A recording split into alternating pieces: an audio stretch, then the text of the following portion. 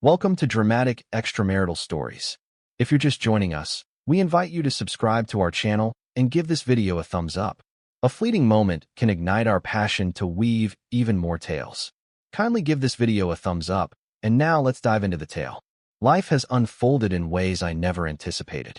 If you had inquired a few years back about the essence of my character, I would have described myself as a dedicated spouse, a committed scholar, and an individual who held honesty in the highest regard. Yet, existence often challenges our beliefs, placing us in circumstances where the distinctions between right and wrong become obscured in ways we could never foresee. I am Emily Carter, and this is the tale of how I stumbled into an unexpected emotional labyrinth. I encountered Jason in the initial semester of my doctoral program at a university in Chicago. By that time, I had been with my husband, Mark, for almost 8 years, and despite the inevitable highs and lows, I had always viewed our marriage as strong. We met in college, fell in love swiftly, and crafted a life together that appeared nearly flawless from the outside. Mark demonstrated unwavering dependability, a strong work ethic, and genuine kindness. He held a steady position in finance, and we resided in a cozy suburban house just beyond the city limits. By every measure, I ought to have felt joy. And yet, an elusive element lingered in the shadows. It was hard to identify the exact moment of change, but gradually, our marriage started to resemble a partnership rather than a romantic relationship. We still held affection for one another, yet the thrill, the enthusiasm, and the profound discussions that once characterized our bond had receded into the mundane rhythm of everyday existence. Mark toiled for extended hours, and upon returning home, he frequently found himself too drained to engage in anything beyond having dinner and watching television. It was hard to hold him accountable. His job was demanding, yet I frequently sensed that we were existing in parallel worlds instead of truly sharing our lives. Upon my decision to return to academia for my PhD, I envisioned it as a pathway to discover a sense of purpose that extended beyond the confines of our marriage. My passion for literature had always been strong, and my aspiration to become a professor was met with unwavering support from Mark. However, I was unprepared for the profound impact the experience would have on my transformation. Jason was among the initial individuals I encountered in the program. He possessed a keen intellect, expressed himself with clarity, and exuded an innate self-assurance that set him apart. He didn't possess the typical charm that some men have, yet there was an unmistakable allure surrounding him. He possessed a natural charisma, a sharp sense of humor, and an ability to put everyone in his presence at ease. Initially, our connection was strictly intellectual. We found ourselves in the same research group, frequently collaborating on various projects. He pushed my thoughts in ways that enhanced my ability to think critically, and our discussions were among the most engaging I had experienced in years. We would linger after class, delving into theories, engaging in spirited debates about various literary movements, and exchanging our views on the world around us. It began in a seemingly harmless way. One evening, following a particularly intense seminar, Jason and I strolled to the train station together. The hour was late, the streets hushed, and the city lights shimmered on the glistening pavement, remnants of a rain that had passed earlier.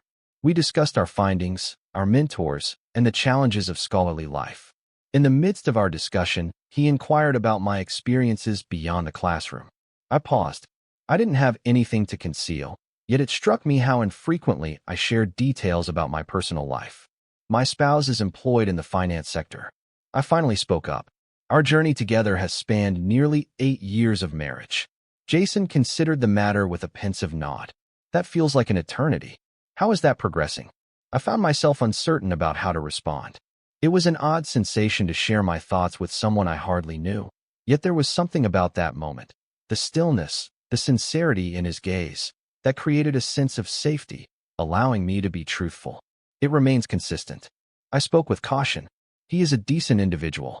Our life is quite fulfilling. Yet there are moments when it seems we're merely going through the motions. Jason refrained from making any judgments. He refrained from giving advice or jumping to conclusions. He simply absorbed the words. He paused for a moment before responding. I understand. Connections evolve. Individuals evolve. Maintaining our connection can sometimes be quite challenging. I nodded. experiencing an unusual wave of relief wash over me. I was unaware of the importance of expressing it vocally. After that night, everything changed between us. We maintained our boundaries, yet there was an implicit recognition that our bond transcended the roles of mere classmates or colleagues. We began to share more moments, poring over our studies in cozy coffee shops late into the night, enjoying dinner after class, and exchanging messages about our favorite books and lectures. I reassured myself that it was merely a friendship, that I had the right to form bonds beyond my marriage. For a time, that held true. As the months went by, I began to observe the little details. The moment my heart raced at the sight of his name lighting up my phone, I found myself anticipating our conversations with an intensity that felt almost excessive. I found myself reflecting on him even in his absence. I reassured myself that it was insignificant. One evening, following an exhaustive day of research, Jason and I discovered ourselves at a quaint, tranquil bar close to campus. It was unexpected. We had merely lingered too long at the library, and neither of us was quite ready to head home just yet. We were seated opposite one another in a cozy booth, the muted lighting creating gentle shadows that danced across his features. We shared our thoughts on our projects, our aspirations, and the worries that lingered in our minds during the late hours. After a moment of silence, he posed a question that took my breath away. Have you ever sensed that there's a greater purpose waiting for you? I understood his meaning. It transcended the notions of careers or ambition. It revolved around existence, on the experience of being genuinely recognized, about sharing a connection with someone who comprehended you in a manner that transcended language. I ought to have ended the discussion at that point. I ought to have kept my marriage in mind, regarding the promises I had made, of the existence I had crafted. Yet, I allowed myself to remain in the moment. I allowed myself to fully experience the gravity of his inquiry. I find myself pondering how life might unfold if circumstances were altered.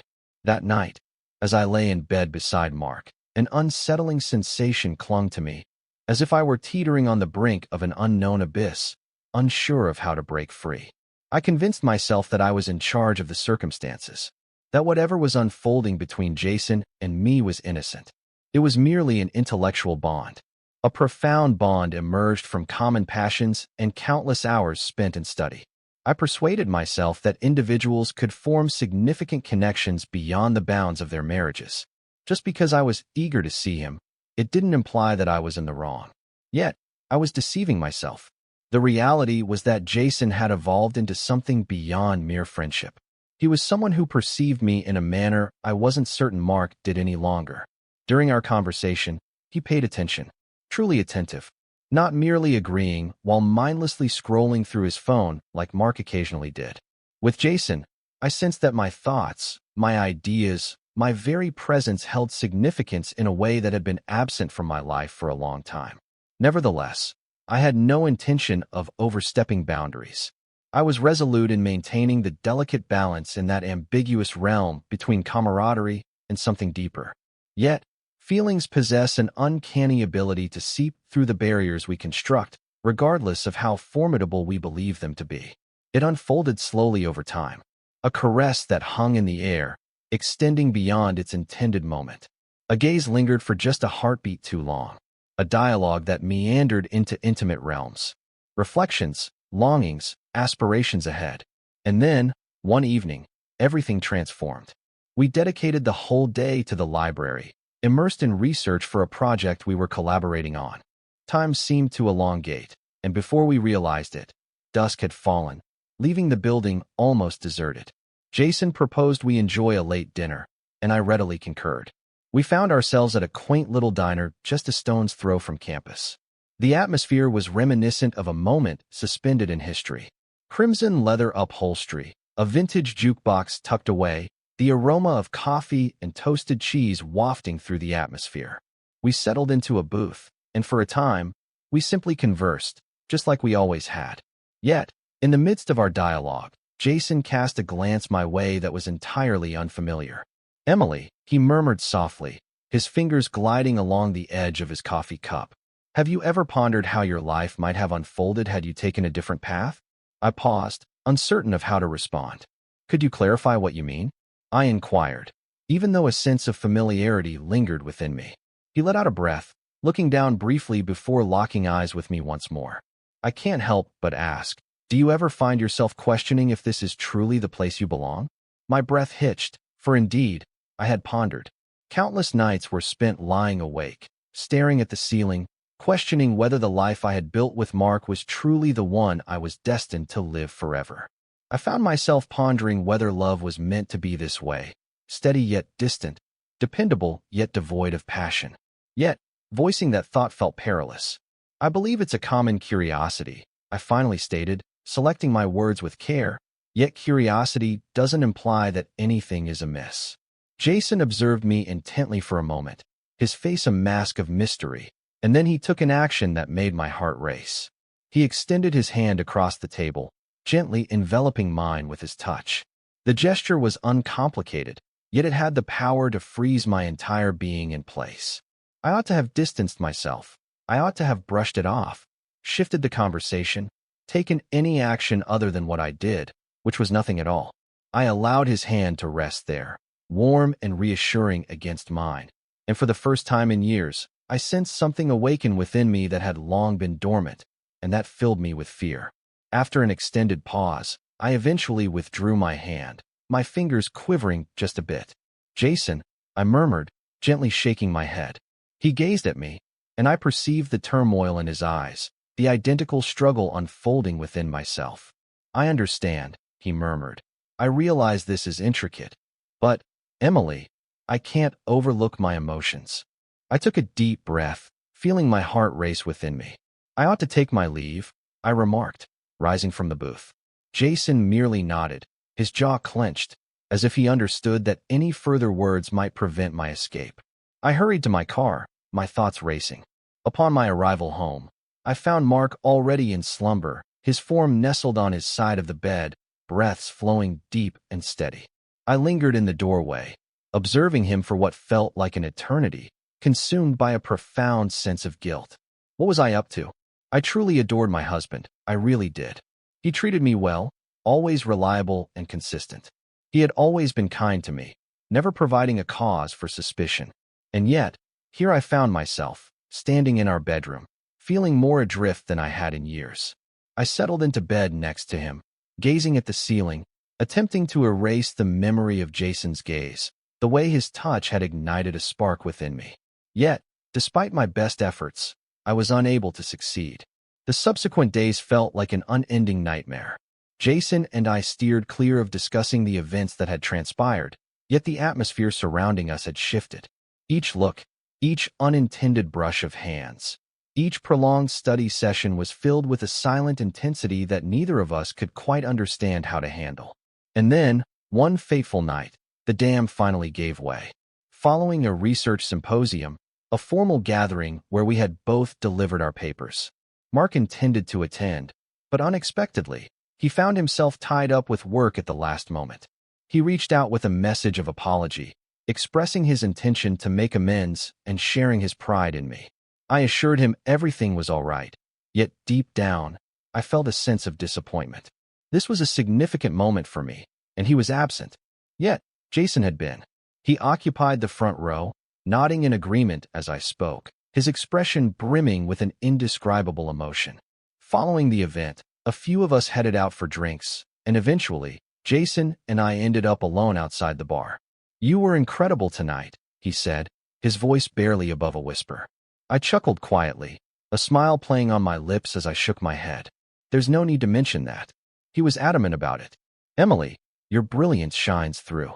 There is a world of possibilities waiting for you, and you are worthy of someone who recognizes that potential." I gazed up at him, my breath hitching in my throat. "Jason," I began, but I found myself at a loss for words. He moved in, his eyes fixed intently on me. "You can't possibly not feel it, too," he murmured. "Convince me this is just a figment of my imagination." I parted my lips, yet silence enveloped me, for those words remained unspoken. Honesty was my only option, both with him and within myself, and in that instant, I realized I had irrevocably crossed a threshold. I had already gone too far, not in the manner that many might expect, not in a way that could be simply categorized or evaluated, but deep within my heart and mind, I found myself in a realm where I had no rightful claim.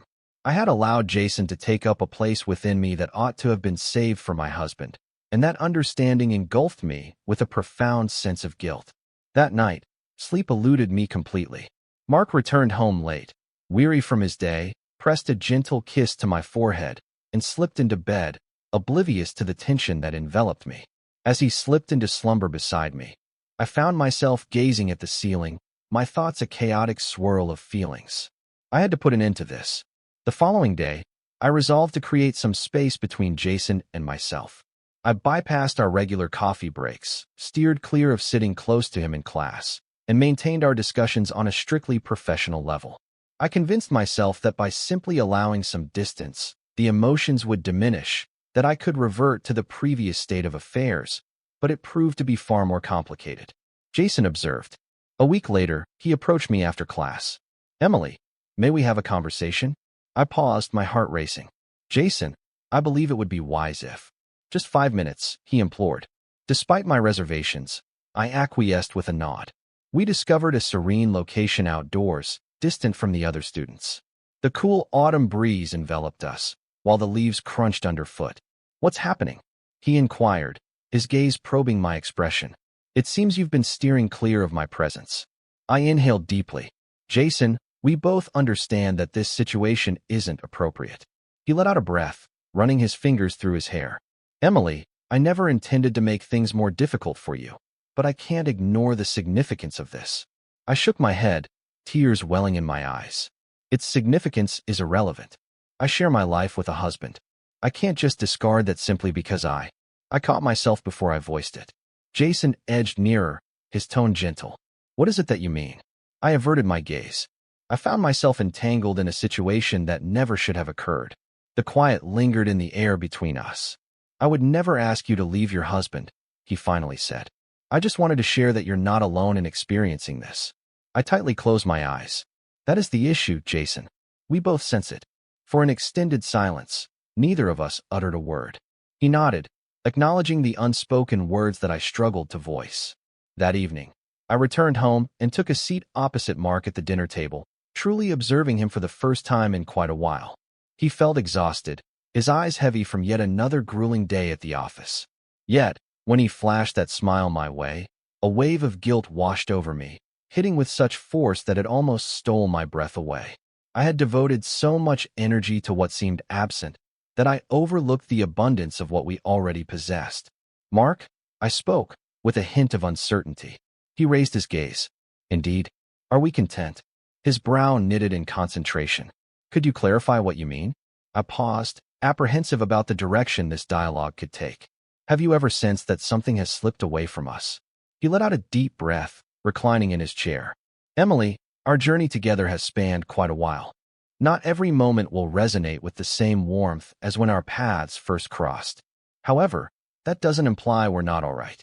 I examined his expression, looking for any trace of uncertainty. "Do you still have feelings for me?" His brow furrowed, unmistakably taken by surprise. "Absolutely, I do. What makes you think to ask that?" I let out a small sigh, my gaze drifting to the food before me. "I'm uncertain. It seems our conversations have changed from what they once were." Mark paused, his silence stretching between us like a thin veil, before he leaned forward and gently grasped my hand across the table. His touch felt known, comforting, unwavering. "Emily, I realize I've had a lot on my plate lately. I realize that my expressions may not always reflect my true feelings as they ought to. Yet, my affection for you runs deep. If there's an issue, let's address it together. Share your requirements with me." His words struck me more profoundly than I anticipated, for that was the distinction between Jason and Mark. With Jason, everything felt fresh, thrilling, and unexplored. Yet Mark was genuine. Mark was the one who stood by me through every trial, who cherished me even when I was difficult to embrace. My eyes brimmed with tears. "I long for us to return," I murmured. Mark nodded, his grip on my hand tightening. "Then let us navigate our path homeward." In that instant, clarity washed over me, revealing my path forward. The following day, I encountered Jason for the final time. "I can't do this," I told him, my tone steady yet soft. "I must prioritize my relationship." Jason nodded, his jaw clenched.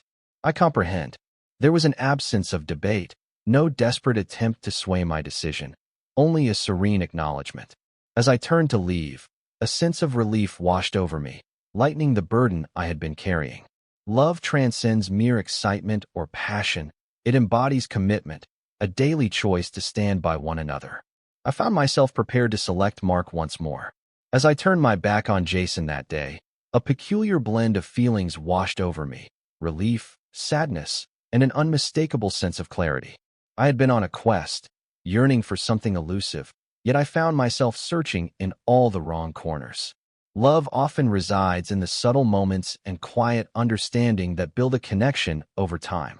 At times, affection is unwavering. It's serene. It's the consistent presence that manifests daily, even amidst the mundane. I won't act as if what occurred with Jason didn't rattle me. It compelled me to face aspects of myself and my marriage that I had long been evading. Ultimately, it wasn't a matter of selecting one over the other. It was about embracing the life I had crafted, the partner who had stood by my side throughout the journey. Upon arriving home that evening, I found Mark in the kitchen, preparing dinner, an activity he seldom had the opportunity to engage in. As I entered, he glanced up, a subtle smile dancing on his lips. "You've returned home early," he remarked. I nodded and placed my bag on the ground. "Indeed, I simply wished to be present." He observed me intently for a brief moment, then motioned toward the stove. "I tried to whip up that pasta you adore, but there's a fair chance I might have charred it." I chuckled, a smile playing on my lips as I shook my head in disbelief. "That's perfectly fine. I value the effort put in." He offered me a glass of wine, and we settled at the table, engaging in conversation, not about bills or schedules, but about matters that truly mattered. I shared my research with him, expressing the thoughts that had been occupying my mind, and for the first time in ages, I sensed that he was genuinely attentive. Perhaps affection evolves as time goes by. Perhaps it lacks the excitement it once held, yet that doesn't imply it's not deserving of our efforts. That night, as I settled into bed next to my husband, a significant realization dawned on me. Love transcends the pursuit of mere emotions. It's a matter of repeatedly selecting someone, time and time again, even when the path is challenging. I was prepared to take that step,